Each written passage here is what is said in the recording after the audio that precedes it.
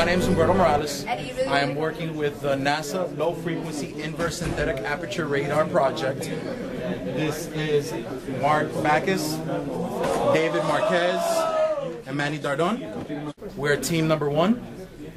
Our project is a radar system, a low frequency synthetic aperture radar system that is designed to map asteroids and comets for NASA.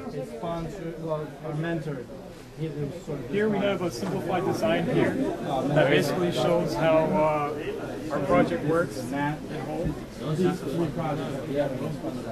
We start off by having a sine wave that's generated from the board. Once that sine wave is generated, it's not going to be clean enough, so we have the sine wave filtered here. Once the sine wave is filtered, it then goes to a splitter that divides the sine wave into one, again, sine wave, one cosine wave, which is just the same sine wave with a slight phase shift. Once that sine wave is generated from the splitter, it then again goes to another splitter, which generates two waves, two different sine waves again.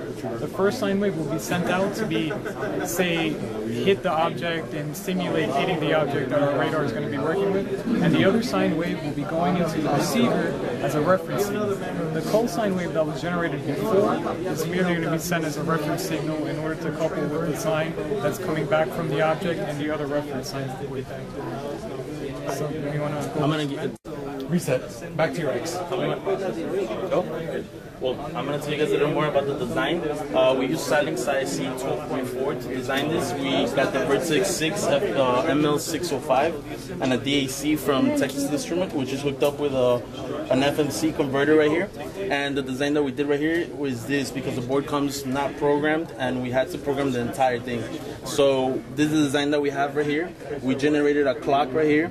This right here actually creates another clock, slows down the clock so that we can use it with a counter, and this counter creates the pulse of what we're trying to do here, which is this. It creates this type of pulse right here. So this creates the width of the pulse, how long it's going to be actually transmitting for, and it goes into an adder. This adder steps up the frequency. So once this gives it another high value right here, it'll step it up for 2 megahertz. It gives it here to the DDS, which is called Direct Digital Synthesizer, and this uses a lookup table. And it creates a table that has the binary numbers, and for every angle, it'll have a binary number, which puts it out right here, and we send it here to the board. This right here sends it in DDR, which means that in the rising edge is picking up the information as well as in the falling edge, and sends it here to a bus, which sends it to the pins out for the Vertex 6. So these pins right here convert it into LVDS, which is what the DAC takes. It takes it's called low voltage differential signaling, and it also converts here. It uses an inverter. This inverter is here because the DAC takes binary offset, while what's coming out from here is 2's complement. Once we have that, we send it to the DAC board, and the DAC board gets right here the binary numbers in binary offset. These binary numbers tell the DAC what frequency we want to produce and the angles that are being produced in real time. So David's going to talk to you guys about this. Once it comes out, we design a simple RC circuit that will filter out the wave. As you can see, this is the wave without filter, and with the filter you see is a much cleaner wave, a better sine wave. So after the filter, we have a splitter, which gives you the phase shift of a 90 degree. So we have a sine and a cosine. The two come out and get amplified, gets amplified, and then gets sent to the mixer. And after the mixer, the receiving team picks it up. When I push this button here, I am transmitting a signal over to the receiving side.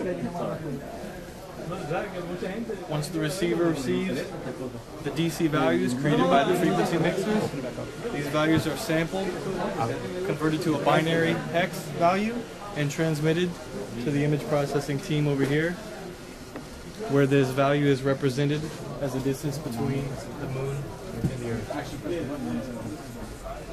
Okay, and now we'll be transmitting right now. So when the information is received, the moon moves to the right position. That means that the distance is detected and the moon is positioned in the right position.